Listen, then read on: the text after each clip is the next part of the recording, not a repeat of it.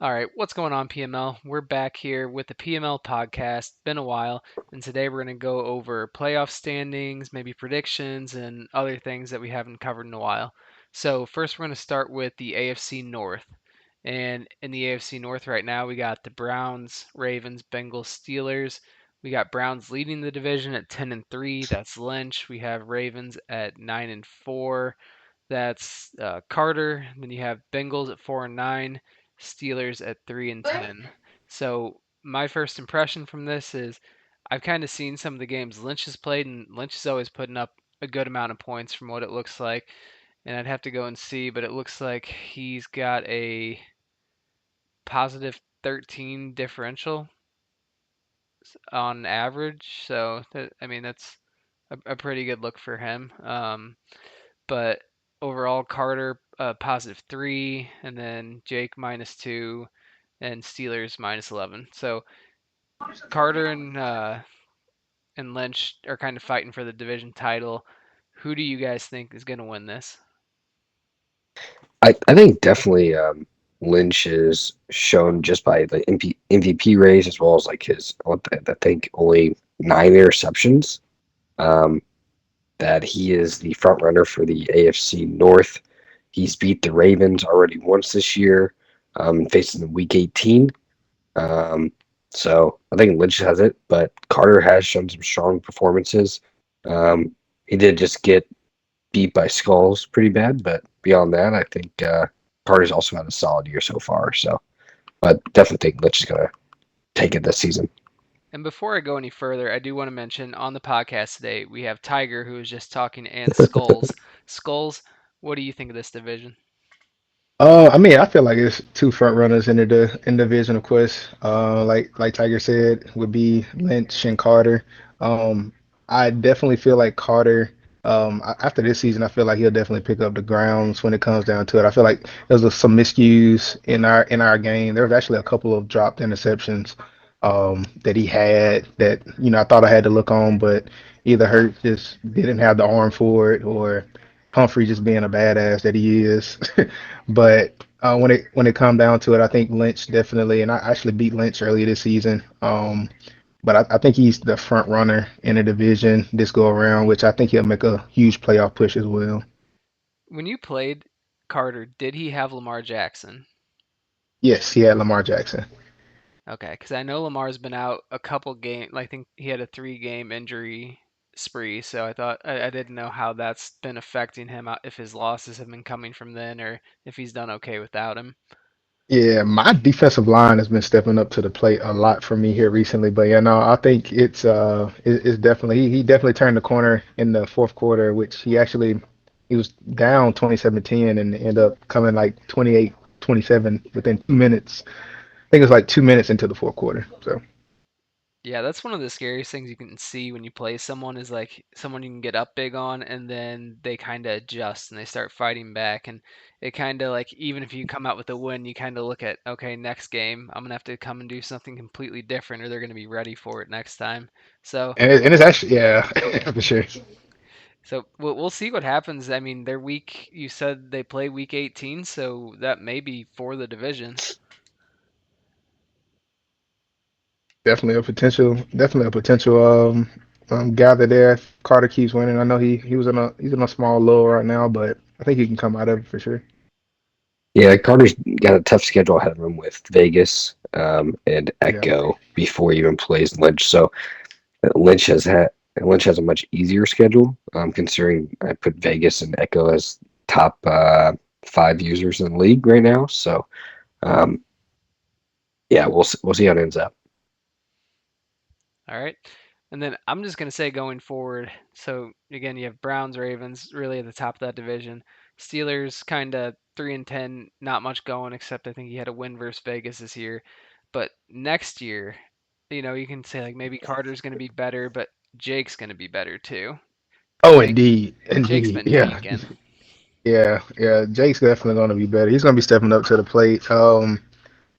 I'm not sure what was going on in the beginning of the year, but like right now, he's on a win streak. It's 3 wins in a row. Um, but yeah, I can definitely see him turning the corner next year for sure. So definitely be battling it out with it'll be a be a consistent battle between, I feel like Carter and Lynch and him for sure. Yep. And then one thing to consider on top of all of that is I think Jake traded for Vizzy's picks, didn't he? So he's gonna end up having some pretty. I mean, Vizzy's 3-10 from what I'm looking at right now, so he's gonna have a pretty good draft pick coming up here, and he can either get his franchise quarterback because it seems like he hates Joe Burrow, or he can go for one of those like 99 speed wide receivers like he always does. But I think ultimately that's going to be it's going to be a good season two for Jake. Yeah, no, I definitely agree. All right, so I think the consensus we have here is Lynch is taking the division. Next, we're going to move on to the AFC South. And in the South right now, you got a pretty tight division race between Joe and Echo. And then you have, you know, Cody and Teen Titans existing there with their 3 wins and 9 losses. I'm thinking I'm not going to be a pessimist, but I'm thinking their season may be done. So it comes down to Colts and Texans. I think they split their games this year. So what do you guys see happening here in this division? Yeah, I'm looking at Echo's schedule. He has the Dolphins, who lead the AFC, leads all of PML, I think, with only one loss. And he has Strawberry, Carter, and Tennessee. So in my mind, he's winning 3 of those games at least. If he loses one, that opens the door for Joe. Um, don't know Joe's schedule. Let me pull it up here. Let's see here. Schedule. Joe has Denver, Tennessee, Giants, and Jacksonville. So same type of case here. Like you said, it's going to go be neck and neck. Um, Echo's got the 1 game advantage right now, so I'm going to say Echo takes the division. Um, Cody and Titans, I think they have room for improvement. I think in regards to their rosters as well as kind of getting to that next level. But yeah, I think Echo takes it in season one. Yeah, I kind of can piggyback off of that a little bit. I mean, like one of the things I'm excited to see for sure is um, how Echo plays run with those Dolphins. I definitely feel like he can beat.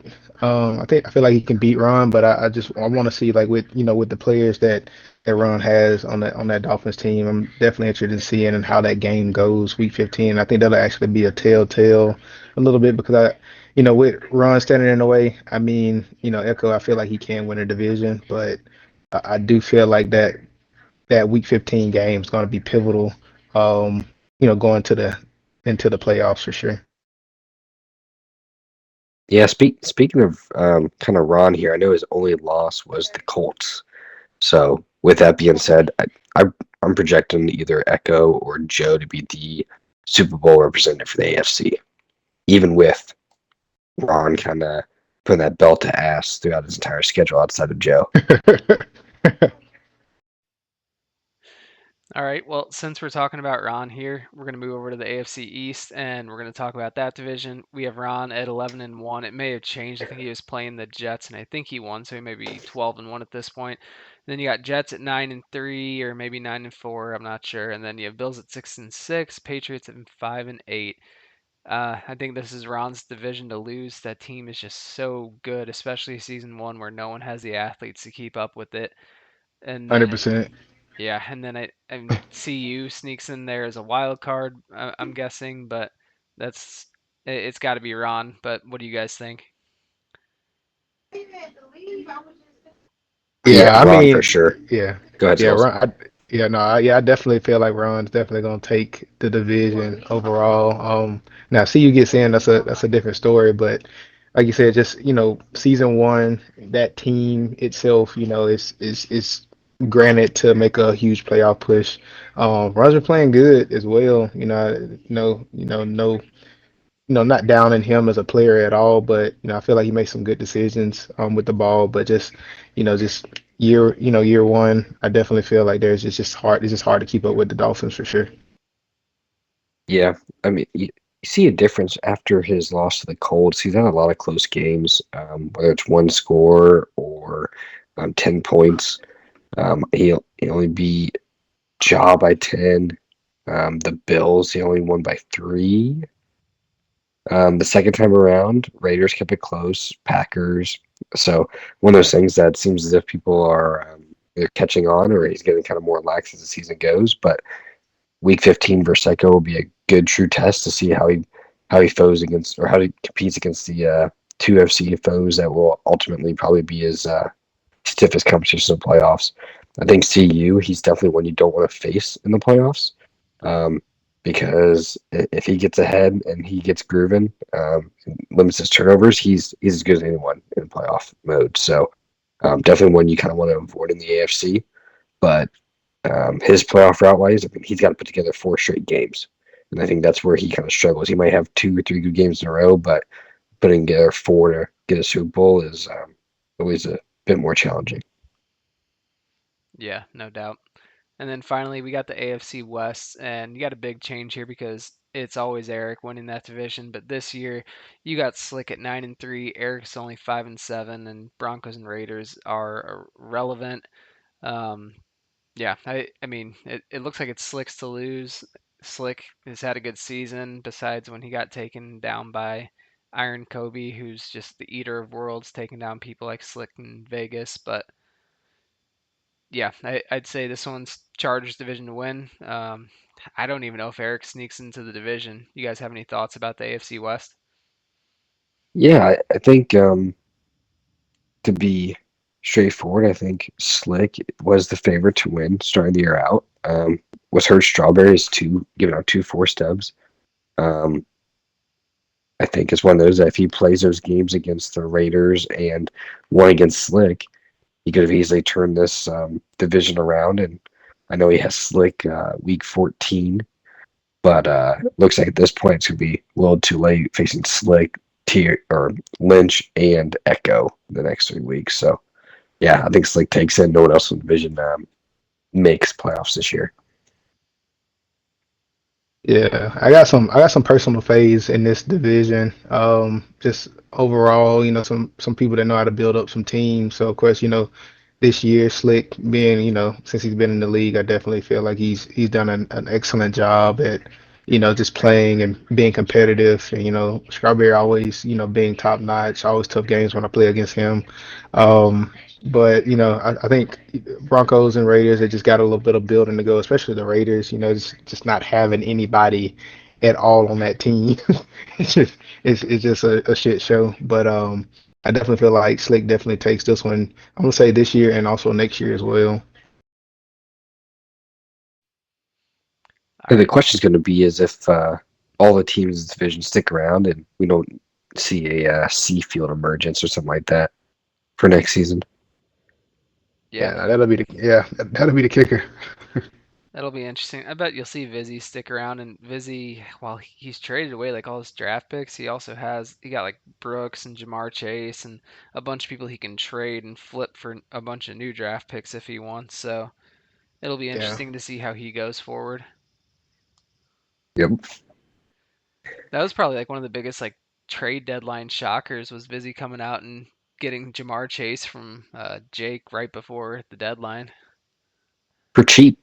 For cheap. Yeah, for cheap, yeah. My first as well. I definitely was have been eyeing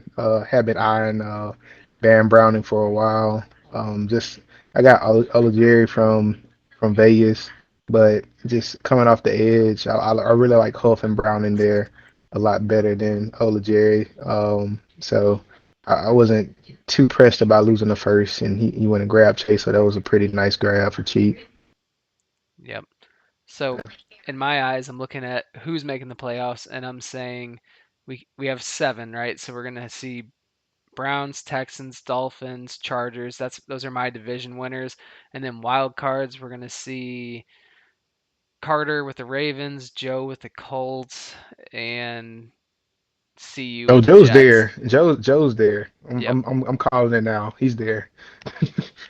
So I have those seven making the playoffs, and I don't see much room for any other seven to make the playoffs. Do you guys think there's anyone outside of that could sneak in? No, I mean Lunder's 2 games back. He's really the only one that has a shot. Eric's 3. at this point, Eric's got that tough 3 game stretch. I don't think he gets out of to make playoffs. And Lundo, let me give him due diligence and pull up his schedule here. But I mean, he's gonna have some luck go his way in regards to those in the playoff picture of not quite holding up for the end of the season here. Lundo's got Lions, who's a potential playoff team, Patriots, Jets, and Patriots again. So, I mean, he could walk. Let's say he walks out 3-1 from there. He's got to hope for someone to lose 3 games in the last 4, 5 weeks. So, I mean, that's a lot to ask. But so I think exactly how you laid it out, the teams that make it, and Yeah. that's it. So comes down to it, who do you guys see representing the AFC? I'm gonna go with the Colts because you have Jets, you have Texans who like look like good favorites, but they kind of choke in the playoffs. Then you have someone like Ron who has had a great season, but the Colts already kind of exposed him. So I'm gonna say Colts gets it. I don't know who the toughest matchup would be for him. Maybe CU if he could like get a lead on him. I think that's like the biggest hope for the AFC. But I'm going with Colts. How about you guys? Go ahead, Skulls. I appreciate that. Kind of, it's very hard for me to say at this point. Like I know Colts will definitely be a playoff favorite, especially sneaking in there where he is middle of the pack. But I see him, excelling in the end. But I'm gonna take a twist on this one. I'm actually gonna go Echo. I definitely have been watching him advance throughout, the season, especially just the way he plays, very methodical, very strategic. Always been a playoff contender, and I don't see anyone standing in the way of him outside of someone like Joe and maybe a Lynch. But to be honest with you, I even, if it depends on that week 15 game, I feel like that'll be the nail in the coffin for me with picking him as the favorite overall. Okay. Yep, Well, I I think definitely some fair takes.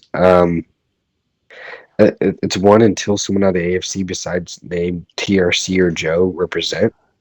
I can't pick anyone else, and I can't pick anyone new because we know PML playoffs are different. I think Echo, he has the best chance, but I mean, his biggest obstacle last season was just a matter of facing either Seafield or Vegas or Splash or myself every playoff round. So in the first round, um, but he's going to get past round one. I think no matter what, it's just a matter as long as he Easily. doesn't face the Colts. Um, but yeah, I think it's going to come down to Echo and Joe, and they split, so it's a coin flip. But I'm going to go with those who have shown to make it consistently out of the AFC. all right. And then I'm gonna say one person who I think could be a surprise, and I feel like if anyone's gonna go and like just like shock everyone and make a run, it's gonna be the Glitch. Chargers. Ah, I'm damn. Oh yeah, I'm going yeah, with yeah. Chargers. I'm going with Slick. Lynch. I mean, he could. He always has like these random runs of greatness, but I do think that like if Slick puts together a good string of games, he could really upset some people. But then if he doesn't, he could have those like Iron Kobe type losses too. So hard to say. Yeah, no, Yeah, that's a good pick. That's a great pick. I like it. All right. Well, we're gonna close it out. We'll come back to you next with the NFC podcast. Thanks.